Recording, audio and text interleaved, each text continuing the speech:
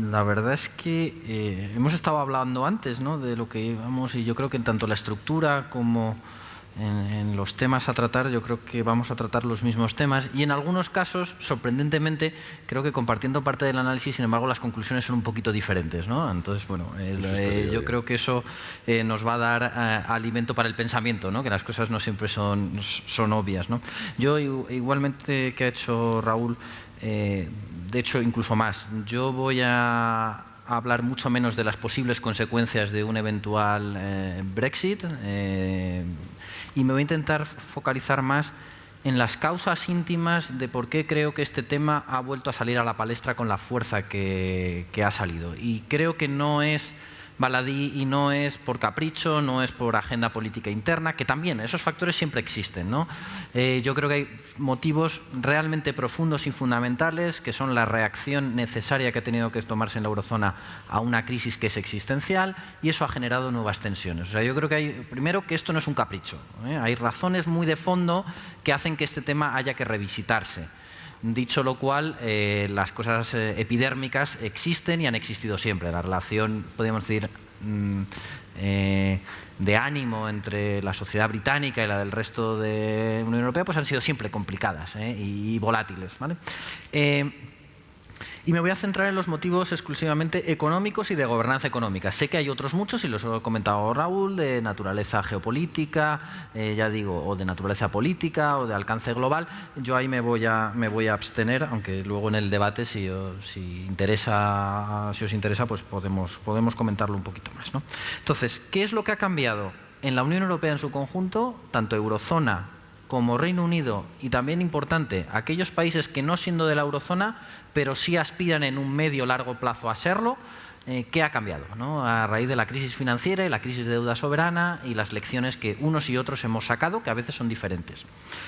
Bueno, pues me centraré primero en lo que es la eurozona y los países que aspiran a ser en algún momento de la eurozona. O sea, yo, en primer lugar, el primer punto un poco diferente de enfocar el problema es que yo no veo tanto que el tema esté entre eurozona y países fuera de la eurozona, sino entre eurozona y países que aspiran a serlo en algún momento y el resto, que los ha comentado Raúl, cuáles básicamente son tres. Entonces yo creo que es eso, UE26 más versus 3, ¿vale?, más que 18 versus 28. Yo creo que en lo fundamental ese es más el marco del problema. Entonces, ya digo, esos países de la eurozona más todos aquellos que aspiran a serlo en un futuro más o menos mediato, yo creo que hay una conclusión que está en el papel de los... Ahora ya son 5 presidentes, cada vez que hacemos un papel hay un presidente más, ahora está el presidente del Parlamento. Es una necesidad que no es de conveniencia, no es para vivir mejor, no es para tener políticas más eficaces, es puramente existencial, es de ser o no ser, que es la necesidad de una mayor integración económica y financiera, incluyendo aspectos de naturaleza cuasi fiscal o algunos directamente de naturaleza fiscal explícita, ¿vale? Y eso es nuevo. Eso en la unión monetaria, tal y como la conocíamos antes de la crisis de deuda soberana, eso no existía. Era una unión puramente monetaria, que tenía algunas consecuencias a nivel de mercados mayoristas, pero poco más, ¿vale? Y algunas reglas fiscales más o menos laxas o más o menos duras según el año y quién incumplía, ¿no?, como ha dicho Raúl. Pues esto ha cambiado. En primer lugar, esa necesidad de mayor integración en 2 planos, que también ha comentado Raúl. La primera, completar la unión bancaria. Pero completar la unión bancaria, ¿qué significa? Yo creo que es transmitir, al final, ser capaces de transmitir creíblemente a los mercados internacionales que un problema como el de Grecia, al final Grecia es a Europa lo que Puerto Rico a los Estados Unidos. Hasta que no tengamos una integración bancaria tal que nos permita hacer de forma creíble esta afirmación, y esto no es gratuito, porque es que el mismo día que se estaba anunciando que Grecia iba a hacer un referéndum con las posibles consecuencias y el default ante el FMI, el gobernador de Puerto Rico estaba anunciando que iba a hacer un default generalizado en todas sus deudas. ¿Ha significado eso que alguien ponga en cuestión la zona dólar, los Estados Unidos, la sostenibilidad, no sé, la estabilidad financiera mundial? A nadie le importa un pimiento. Y en términos de la deuda de la que estamos hablando son exactamente las mismas magnitudes. Sin embargo, ¿qué pasa? Que una es una unión bancaria perfectamente funcional, como es en los Estados Unidos, y la unión bancaria en Europa pues todavía no es. Es un proyecto, es algo que está work in progress. ¿Qué significa? ¿Cuándo este objetivo de lo que es la unión bancaria, creo en mi modesta opinión, que estará completado? Cuando el riesgo contingente de la posible recapitalización bancaria esté completamente mutualizado. Ese es el objetivo último. Y mientras tanto, pues podemos hacer muchos pasos intermedios y que las cosas lleven tiempo. Pero ese es el objetivo último, como pasa en los Estados Unidos. Y además es un principio que yo creo que se entiende bastante también, incluso desde la perspectiva, podemos decir, alemana, ¿no? Al final, el que paga manda, pero el que manda paga. Entonces, si al final tenemos un mecanismo de supervisión, de resolución a nivel federal, podemos decir, a nivel centralizado, pues también tendremos que pagar entre todos, tendremos que pagar a nivel centralizado. Es decir, aquí ya no existen las crisis bancarias nacionales. Cuando consigamos transmitir ese mensaje, pues que países como Grecia hagan, o sea, que el default soberano no será un problema de estabilidad financiera en la unión monetaria, ¿no? Todavía estamos lejos, y a las pruebas nos remitimos, ¿no? Esto tiene además consecuencias fiscales muy importantes. Ya digo, que este riesgo de burbujas que explotan y que generan un déficit de capital en los sistemas financieros se resuelvan, como sea, luego sea con bail-in o con más bail-in y menos bail-out, eso ya da igual. Al final, cuando la crisis es sistémica, hay un recurso último al contribuyente, que eso se resuelva a nivel central, tiene una importancia en términos de PIB de naturaleza fiscal que yo creo que no nos damos cuenta. En Estados Unidos, que insisto, es una unión bancaria perfectamente, que funciona perfectamente, estamos hablando que la crisis de real estate, ¿no? La crisis inmobiliaria en Estados Unidos estuvo muy focalizada en determinados estados, no estuvo a todo lo largo de los Estados Unidos, supuso en aquellos estados donde fue más aguda, como fue Florida o Nevada, que las transferencias tanto del FDIC, mediante la recapitalización de los bancos localizados en esos estados, como la recapitalización privada, porque allí operan bancos genuinamente pan-estadounidenses que operan en todos los mercados, estamos hablando que la transferencia cuasi fiscal a esos estados, estamos hablando de más de 20 puntos del PIB estatal. Eso es mucho más de lo que podríamos pensar de cualquier mecanismo de estabilización fiscal al uso. Eso es más potente que toda la política fiscal junta. Es decir, y es un mecanismo contingente. Tiene una ventaja, y es que a priori nadie sabe quién va a ser el pagador neto.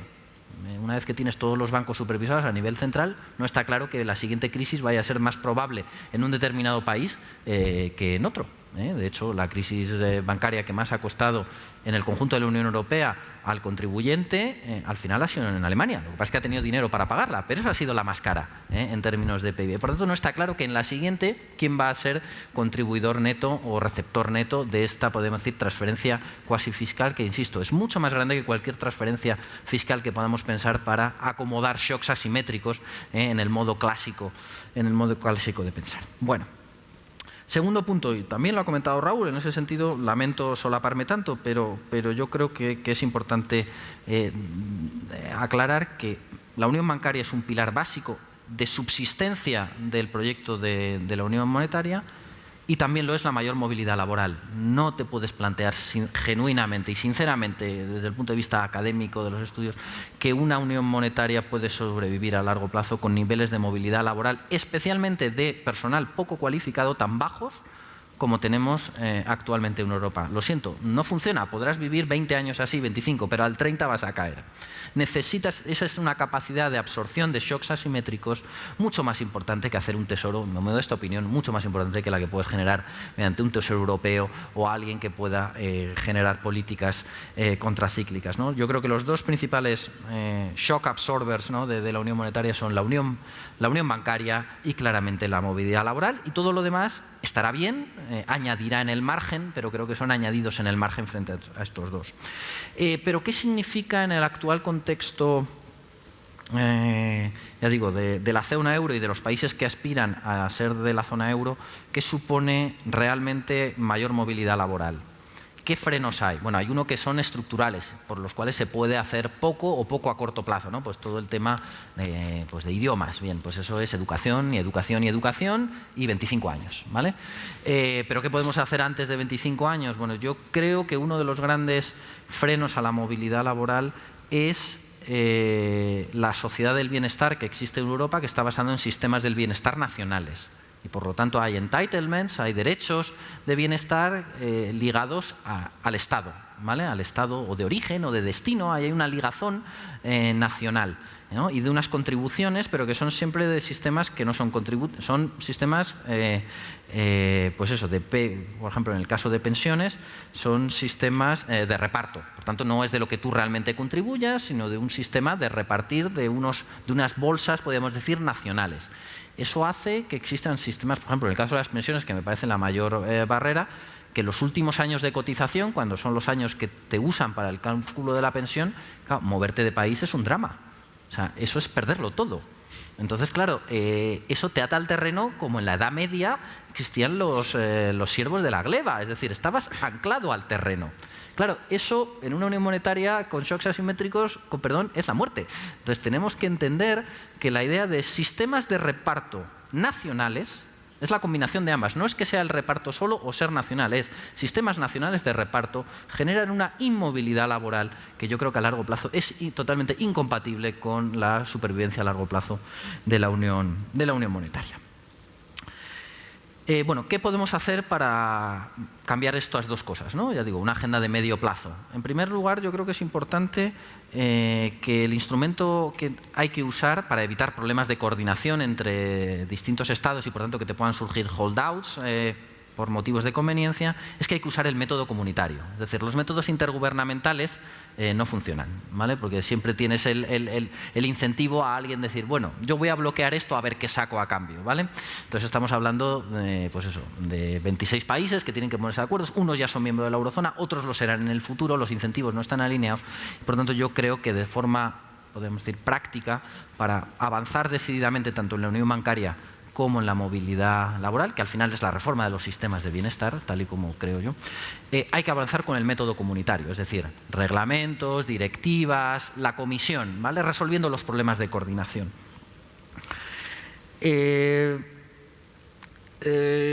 Y eso, claro, si es el método comunitario, por tanto la comisión, las directivas, aquí tenemos el problema con el Reino Unido, que el Reino Unido se siente que, bueno, todo esto que me están contando estos señores, a mí, ¿por qué me lo cuentan? Esto no va conmigo, yo estoy fuera de esto.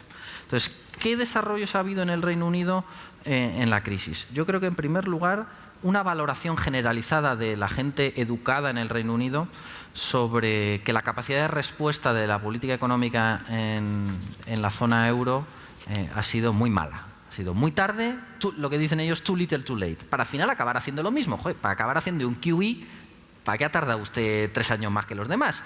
Y es usted el último en llegar a la fiesta, ¿no? Hay una percepción de mala calidad en la capacidad de originación de políticas, ¿no? Frente a la crisis.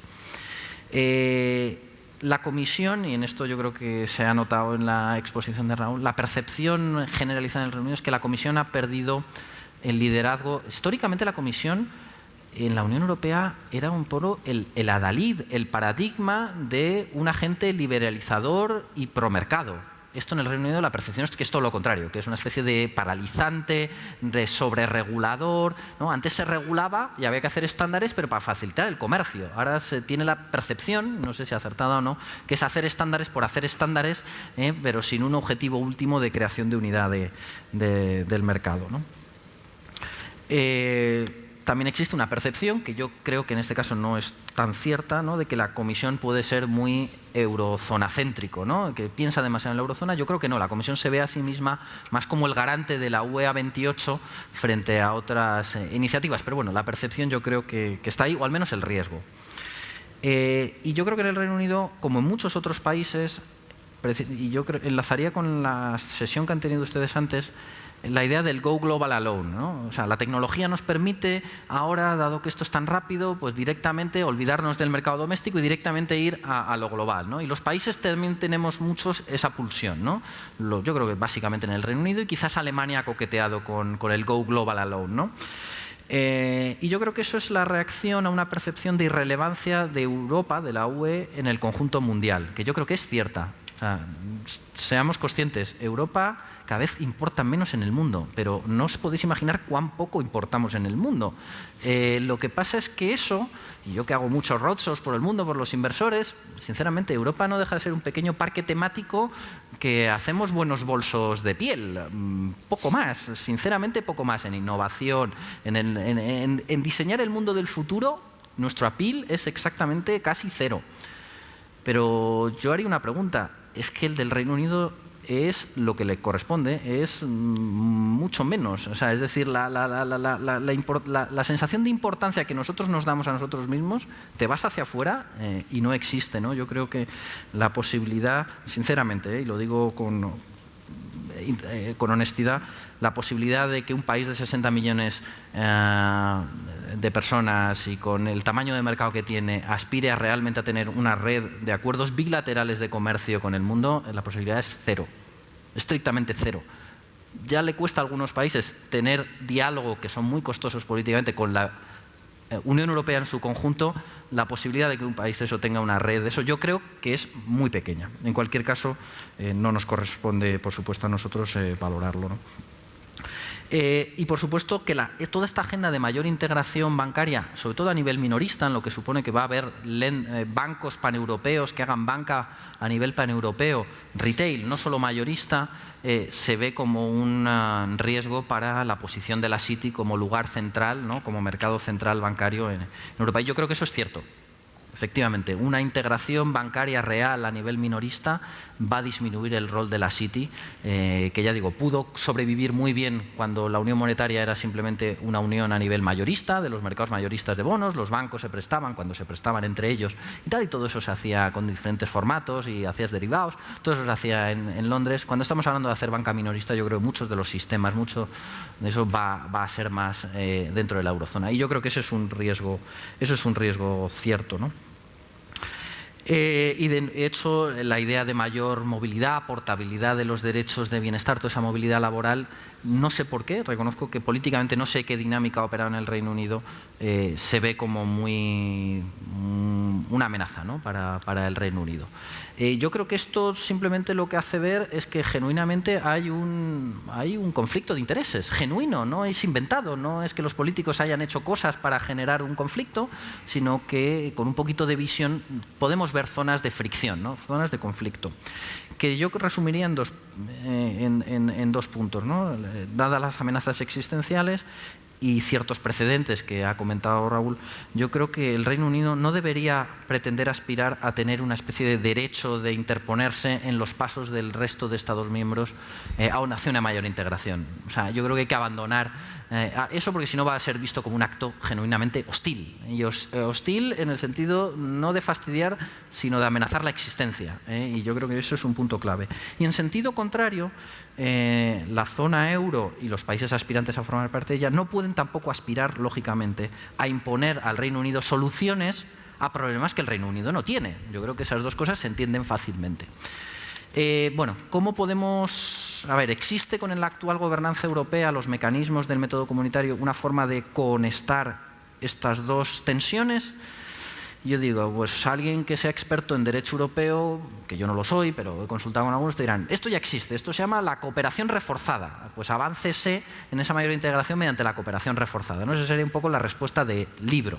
Bueno, yo creo que no funciona. No funciona porque la cooperación reforzada es caso a caso, instrumento a instrumento, y los países se van presentando voluntarios para hacerlo. E insisto, para que la zona euro funcione, esto tiene que ser para todo el paquete, evitando problemas de coordinación y evitando holdouts. Por tanto, yo creo que el tema de la cooperación reforzada, por desgracia, no funciona. Si este argumento de que la cooperación reforzada, este argumento, podríamos decir, de incentivos nos convence, creo que la experiencia que ha habido, por ejemplo, con el Financial Transaction Tax, de intentar hacer una cooperación reforzada y tal, que ha sido llevado a juicio por el Reino Unido, hace que ya sea políticamente está destruido. O sea, el concepto de avanzar en la integración mediante la cooperación reforzada ha sido absolutamente destruido, porque si tú para sobrevivir necesitas que haya una sentencia de un tribunal que tarda N años, sometido a esa incertidumbre legal, pues ya está. Este instrumento lo hemos matado entre todos, ¿no? Por lo tanto, aquí yo creo que la pregunta empieza a ser en muchas capitales, bueno, pero ¿qué aporta el Reino Unido? Muchas capitales que están de la zona que o son miembros de la zona euro o aspiran a serlo. Pero ¿qué nos aporta el Reino Unido? O sea, genuinamente, y eso es una desgracia, empieza a hacerse esta pregunta. Mi respuesta, y esto es una respuesta personal, es que creo que mucho, y coincido con Raúl, ¿no? Yo creo que bajo ciertas condiciones, esto que yo llamo de no interposición, el Reino Unido tiene mucho que aportar al proyecto de mayor integración en el resto de Europa. Básicamente por los mismos motivos. Yo creo que en general hay un enfoque, gobierne con gobierno en el Reino Unido, un enfoque más global y más liberal hacia las políticas económicas. Por tanto, que el Reino Unido tenga voz, pero no voto en todo este proceso de integración, me parece que añade valor añadido. Genuinamente lo añade. Pero claro, tiene que estar dispuesto el Reino Unido a ser tratado, cuando tratamos de temas de integración, que tiene voz pero no voto. Claro, es que eso es un downgrade en la mesa muy importante, pero creo que si no, la cosa no va a funcionar. Y a la inversa, ¿qué puede aportar este bloque potencial de 26 Estados miembros? ¿Qué le puede aportar al Reino Unido? Bueno, yo lo resumiré en 3 palabras. Comercio, comercio y comercio. Es decir, básicamente esto va del comercio. Insisto, y no solo con el resto de estos países miembros, sino sobre todo con el resto del mundo. No hay forma realmente de tener tratados de libre comercio en un plazo de tiempo razonable y en condiciones razonables si no es mediante la Unión. Somos todos demasiado pequeños y cuanto antes lo reconozcamos, pues yo creo que antes nos engañaremos menos a nosotros mismos. Bueno, una vez hecho todo este excurso, ¿hay solución? Una vez visto que la cooperación reforzada creo que no es el camino a seguir dentro de los mecanismos que existe. Bueno, pues dentro de los que existe yo no lo he encontrado. Creo que por eso hay un problema genuino, si no, no estaríamos aquí. Pero creo que aprendiendo de cosas que hemos hecho en el pasado, adaptándolas, se puede hacer algo, y algo que no sea realmente demasiado novedoso, ¿no? Yo creo que dentro del método comunitario ya existe un principio, desde la creación de las comunidades europeas, que es el principio de subsidiariedad. Y siempre es un principio de relación entre lo que se debe de hacer a nivel de la Unión Europea y lo que se debe hacer a nivel de los Estados miembros, ¿no? El principio de subsidiariedad, para que no lo conozcáis, es básicamente el principio de que si algo se puede hacer mejor a nivel del Estado miembro, esa política se hace a nivel nacional. Y solo si hay una razón de mercado interior o de otros derechos fundamentales de los tratados, esa política se puede elevar al nivel de una directiva o de un instrumento comunitario. Bueno, pues yo creo que algo similar, una especie de principio de subsidiariedad bis, se podría implementar muy fácilmente. La idea, bueno, sería que cualquier medida de política económica que se haga en Europa, básicamente, primero se mira a ver si se puede hacer mejor a nivel nacional. Si es que no, se escala a nivel, ya digo, de países de la zona euro más los miembros que se quieren adherir. Y solo en el caso de que hay una doble justificación explícita por parte de la Comisión de que no se puede hacer mejor a nivel nacional, ni a nivel solo de zona euro más potenciales candidatos, solo entonces se establece como las directivas clásicas, de alcance, podríamos decir, de UE28. ¿Vale? Entonces yo creo que eso le da la garantía, es un mecanismo que tiene que ser explícito y con controles, ¿no?, de aplicación de esta doble subsidiariedad, ¿no? Por lo tanto, en principio,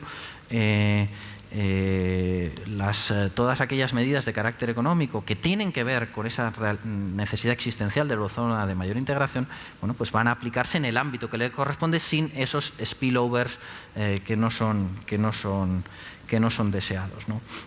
Bueno, yo creo que esto es una forma de pensar y de construir mayor integración a nivel de la eurozona y también, ¿por qué no decirlo?, también a nivel de la Unión Europea. Hay mucho que hacer todavía en el mercado interior. O sea, yo no prejuzgo que todas las directivas ahora sean de alcance simplemente esta especie de UE26, ¿no?, de países zona euro más aspirantes, sino que queda mucho por hacer en el mercado interior. Lo que pasa es que habrá que ser explícito de que si algo tiene alcance a 28, pues hay que hacerlo, hay que justificarlo, ¿no? Por una razón de mercado interior o de derechos fundamentales de los tratados existentes, ¿no?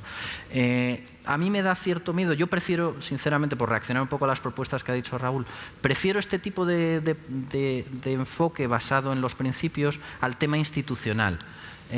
Porque a mí unas instituciones nuevas exclusivamente para la zona euro creo que tienes el riesgo de empezar a sembrar una senda de divergencia que llega un momento que es intolerable. Es decir, tendrías instituciones que lleven un ritmo para la Unión Europea en su conjunto, otros para la zona euro, y llegará un momento en que nos daremos cuenta, pues como debió de pasar en el Imperio Romano, que llegó un momento que en Italia se dieron cuenta que no hablaban el mismo idioma que en Iberia, y decían, pues hemos creado el español y hemos creado el italiano. Intentaría evitar ese riesgo, que al final si creas instituciones diferentes, con membresías diferentes y lógicas diferentes, al final vas a llegar a inconsistencias y no te vas a entender. Entonces yo prefiero mantener la coherencia, porque la consecuencia de eso es cargarte el mercado interior. Entonces yo prefiero mantener cierta coherencia entre las cosas que se decidan para la Unión Europea en su conjunto y las de la zona euro, precisamente para no poner en riesgo el mercado interior, que yo creo que sigue siendo el mayor descubrimiento que hemos hecho en Europa. Y perdonar por si me he extendido excesivamente.